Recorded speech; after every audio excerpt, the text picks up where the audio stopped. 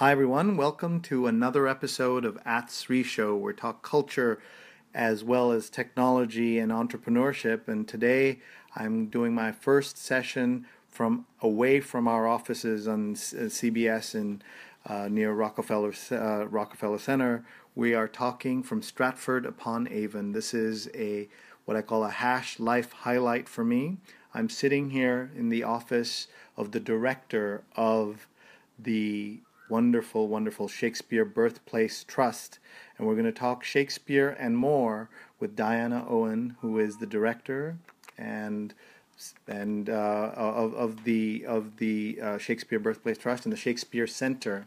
And we're doing this on an iPhone 6, so we'll see how all of this goes. But it's also the new way of connecting with people that perfect would be wonderful, but sometimes good enough is good enough. I don't know if Diana will agree, but first of all, thank you for having me here and giving me a chance to talk to you. We've been so looking forward to your visit because we missed each other in New York earlier this year. And it's just great to connect with Shakespeare enthusiasts all around the world. And it's so wonderful that you could be here today, and also for you to talk to our team as well. Because sometimes, you can read about things, or you can have hear your podcasts or blogs or whatever, but actually meeting you in person and hearing you actually, talk through some of these issues, not issues exactly, but some of the things we struggle with, some of the challenges we have now around communications is really helpful. Well, I think we're all in the same boat, where we're all struggling for attention, and there are opportunities for us to optimize what we do. And I work at the Met, where we certainly have lots of visitors, and you do too. But I think we can always be better. Yeah. And the point you make about struggling for attention, when I first came here, I was amazed at how Shakespeare is everywhere, in every newspaper you pick up, every speech you hear a political leader make or an Oscar winner make. Everyone's quoting Shakespeare all the time, or there's some new discovery being made, or someone saying something, or a new production. And so for us, it's quite hard to be heard amongst that great outpouring of Shakespeare that there is around the world. And we struggle between trying to put our arms around it, but also trying to be heard amongst that world of Shakespeare. But it's, on the other hand, a huge advantage, because newspapers will pick up, or radio or TV, they will pick up if it's got Shakespeare. And interestingly, sometimes, someone like the BBC will say to us, "Oh, we've already had 3 Shakespeare stories this week, we can't have another one." So we have to kind of be heard in the crowd, right. But also we're quite pleased there is a crowd to be part of. And I'm sure there's a Shakespearean line about that somewhere. Yeah. But if you wouldn't mind, maybe just give us a little bit about the basics of the Birthplace Trust and its role within what I'm calling the Shakespeare industrial complex. Yes. It's a fascinating organisation which was formed in 1847 when the birthplace was bought for the nation. There was a rumour, it came up for sale, and there was a rumour that the birthplace might be dismantled and taken to the United States of America by P.T. Barnum to be part of his circus. So that certainly... galvanised everyone. Yeah, I think it certainly galvanised everyone. So people like Charles Dickens and Prince Albert and Tennyson, they all got involved in this fundraising campaign, including a local committee of people from Stratford. And they had to raise £3,000 at auction to buy the house. And it was a very dramatic moment, I think, when it was bought. And the idea was that it would be presented to the nation as a permanent memorial to the great national poet William Shakespeare. But that never actually happened. What happened instead, a local group was formed to run it and open it to the public. Well, first of all, to conserve it and preserve it. And then in 1891, an Act of Parliament was passed, setting up the Shakespeare Birthplace Trust to care for the birthplace, and then later on New Place, which was the site of Shakespeare's last home in Stratford, and then Anne Hathaway's cottage, his wife's family home, and then Mary Arden's farm, his mother's home, and then last of all his daughter's house, Hall's Croft. So we care for all of these things as a statutory duty to the nation. And I like to think of the nation actually being the world, because he does belong to the world. And so as well as caring for the houses and looking after them and the gardens, opening to the public, we also have here at the Shakespeare Centre the world's largest archive of Shakespeare materials that's open free of charge to anyone who wants to see them. So over 1 million documents, 60,000 books, 12,000 museum objects. That has huge resonance with people from all walks of life, whether you're an academic scholar, particularly researching Shakespearean biography, but also people interested in performance. We care for the Royal Shakespeare Company's archive, but also if you're interested in all aspects of Tudor life or the life of Stratford, or even if you live in Stratford and you want to know the history of your house, it's probably here in our archive. And how many people manage all of this? Altogether, it varies during the season, but at a peak season we can have up to 300 staff, and then probably our core staff is about 200, yes. And about 400 volunteers. Yeah, very important, the volunteers. Yeah. And give us a sense of the visitorship. Our visitors come from all over the world, and more than half of them come from overseas. So it's a place of pilgrimage for many people, a secular pilgrimage, a once-in-a-lifetime visit. And we would like it to become more than once in a lifetime, particularly for our homegrown audiences. So we have about 800, just over 800,000 visitors a year, and half of those are to the birthplace, and then the other half are to the other 4 houses. So it's as well as alongside that as well, there are about 30 or 40,000 people attending our educational courses that are paid for courses. We don't receive any public funding, so no government grants. I was surprised to hear that. Yeah, I think most people are. Most of our income comes from our tourism business, so we're operating a business as well, so we have shops, we have catering and all the usual things. And we really earn enough to be able to carry on, but we don't earn enough to be able to do any big projects or big refurbishments. So at the moment we're campaigning to represent Shakespeare's home at New Place for 2016, the 400th anniversary of his death. And we have secured some public funding for that, but we're looking for more always. And I was also surprised to learn that you don't have a tax code here the way we do in America, which encourages philanthropy. In America, you get a tax break. So in addition to doing good, you feel like you also get a tax break. But here it's all altruistic. It has to be. Yes, that's right. There isn't any incentives, really, no tax incentives for people to donate to charities in their own lifetime in this country, not in the way in the United States. And we have just set up our own 5013C in the United States called Shakespeare's Birthplace America, to enable Americans who want to support our work to be able to do that in a tax-efficient way. And obviously we lobby all the time, along with many other institutions, arts institutions in this country, too, for the government to encourage philanthropy by giving some tax breaks to people who are able to support charities in that way. And I know my kids were surprised when they heard you mention this, that they don't have this. And that's because the government feels that it has its own business shortfall, budgetary issues and things like that.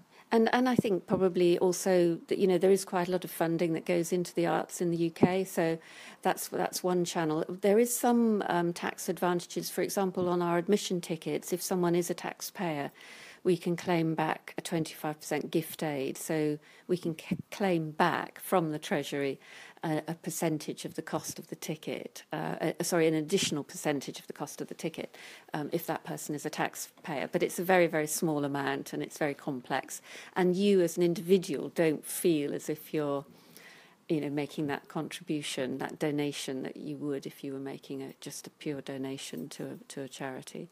And certainly in America, once in a while in Congress, there's discussion of eliminating or reducing the tax deduction for philanthropy, and this is a great wake-up call to anybody who thinks about it. That what the consequences of not having it. I think in England that attitude isn't there the way it is in America for this.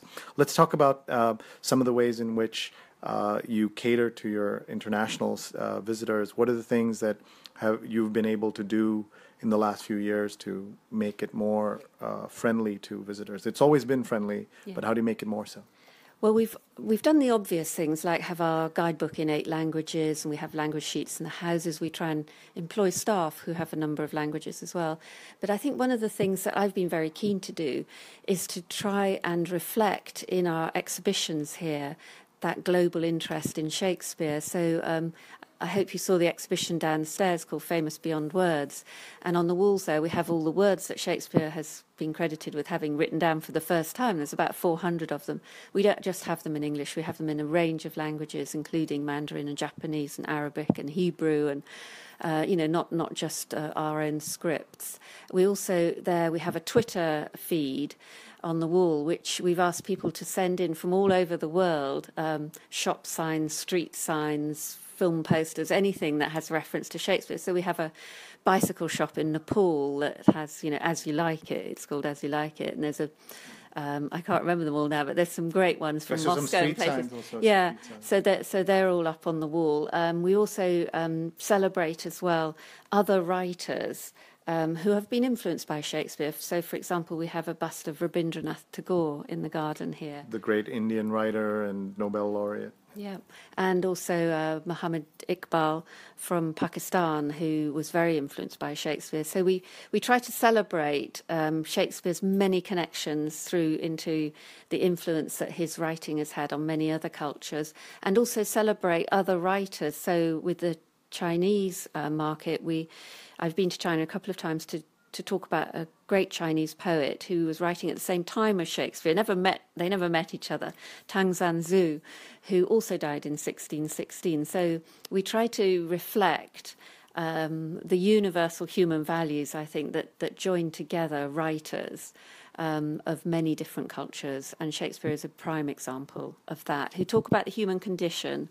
and talk about what it means to be human, or those common struggles that we all have about being a mother, a father, being a son, a daughter, being struck down by jealousy and envy and greed, but also experiencing the great power of love as well. So there are many writers that do that. We believe Shakespeare is one of the greatest, and we believe that through studying Shakespeare, but also enjoying Shakespeare, you can share a kind of a universal human language, really, that speaks to all cultures. And we've seen here at the Birthplace Garden, where people are sitting around listening to our actors doing various speeches from Shakespeare, you can see, Japanese people sitting next to people from Bangladesh, perhaps, with some Australians mixed in, and maybe some Germans and some English people, and they're all talking together and they're all performing and enjoying together, and that's such a lovely thing. And I know you get that at the Met as well in New York, don't you? That great sort of human coming together without boundaries, without any differences, and in a way there's no language difference either somehow. I know it sounds odd because Shakespeare's kind of quite tricky language-wise, but people know the words so well that they can communicate through Shakespeare. And you're the third director since World War II, so that means your predecessors were here for a long time. What is it like to be the head of this amazing institution? It's probably one of the best jobs in the world, I would say. And it's every day is different, every day is fascinating, and it's a great honour and a privilege, and I'm very aware of the custodianship that I hold to make sure that all of these things are passed on for future generations to enjoy, not just you and me, not just our children and our grandchildren, but forever. How do you think as an administrator and in the work you do about being a custodian for the next 400 years, 500 years? What are things that you can do today that'll make sure it's on firm footing for the next 500 years? That's a really difficult question to answer. I think there's the obvious things around, the techniques of conservation and making sure that we're not damaging by mismanagement the things that we want to pass on, the physical legacy that we want to pass on to future generations. There's also an intellectual legacy that I think we need to capture. And probably one of the areas that we're maybe not so much putting resource into is about capturing the spirit of Shakespeare now in the 20th century, our own history. I'm a historian, actually, by background, so I'm very fascinated by that as to what will future generations, when they look back on my time here at the Trust or our time, what is the picture that they'll have, and where will they get it from? And I know we have a multitude of information channels nowadays, but whether that will give an accurate reflection, I'm not sure. So I'm thinking now about what our legacy is for the future in terms of how we pass these things on in good heart, so that they're not just physically conserved, but that also the spirit remains with them as well. In terms of your day-to-day work, there's obviously the tourism part of it, but there's also incredible non-tourism work that happens here, including the preservation of Shakespeare. Can you talk a little bit about that? Yes, we have a large team devoted to recording and keeping the archive and library alive, and keeping it as a sort of living, breathing archive. And I think one of the most important things we do, I referred to it earlier, was about trying to shine a light on what's happening with Shakespeare around the world, and trying to connect into Shakespearean communities around the world and encourage that development of interest in Shakespeare and keep it alive. Shakespeare Week is one of our most successful things. We reached out to over 1 million children across the UK this year. And that was about giving young children at the age of 9 or 10 a really fantastic first experience of Shakespeare, so that when they get to school and they have to, or college, and they have to study Shakespeare, they already love him. So I suppose what we need to do for future, to ensure the legacy of this organisation continuing into the future, is to make sure that Shakespeare continues to live and breathe in the hearts of everybody, wherever you are in the world, that he belongs to you personally, not to me, not to the Trust, but to you. So that's what our teams try and do. They try and connect in with what it is that really makes people passionate about Shakespeare. And everyone you meet here is passionate about Shakespeare. And that's lovely, that's really lovely. And we're greatly helped in Stratford, of course, because we live and breathe Shakespeare every day. Two things to end the conversation, and they might be a little tricky, so you'll forgive me.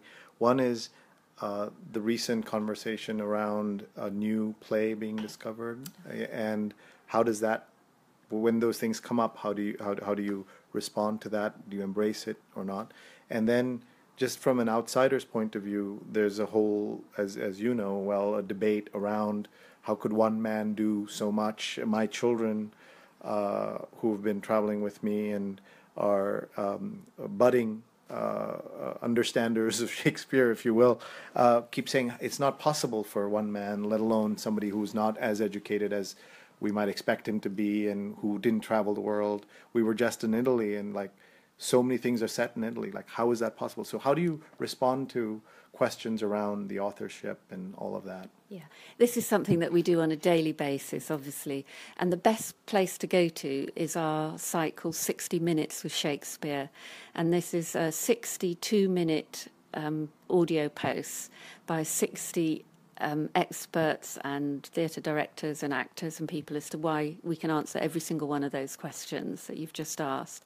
So, for example, the grammar school education in Stratford that he would have had was of such rigour and quality, known at that time, that that's how he could be such a genius writer. But also, he was a genius and he had imagination, and we know what London was like at that time, and we know how many people from all over the world were in London at that time. We know the sort of books he would have had access to. We have some of them in our archive. You're going to see them in a minute. And they're fantastic, what the world looked at like at that time. So we've got masses and masses of evidence to be able to back up the belief that Shakespeare wrote Shakespeare. And also we're working with the Folger Shakespeare Library in the United States. The Folger is leading the project called Shakespeare Documented, which will be over 460 documents relating to Shakespeare in his lifetime and immediately after, which undoubtedly make the case for Shakespeare having been the author of the plays of William Shakespeare. Mm-hmm. It's great in a way, like the new play you just mentioned as well, because it just keeps the stories alive and people interested as well. And you look around my office, there are hundreds and hundreds of biographies of Shakespeare coming out all of the time. And for us, it's wonderful that people still want to write and publish and research and work on Shakespeare. I think we're learning more and more all the time about how much collaboration he was involved with, about the other writers that wrote at that time. So there are new things coming out, and we like to embrace those and embrace anyone who has an interest in Shakespeare. And in terms of thinking about his relevance today, you said that's one of your legacies will be that as you look back.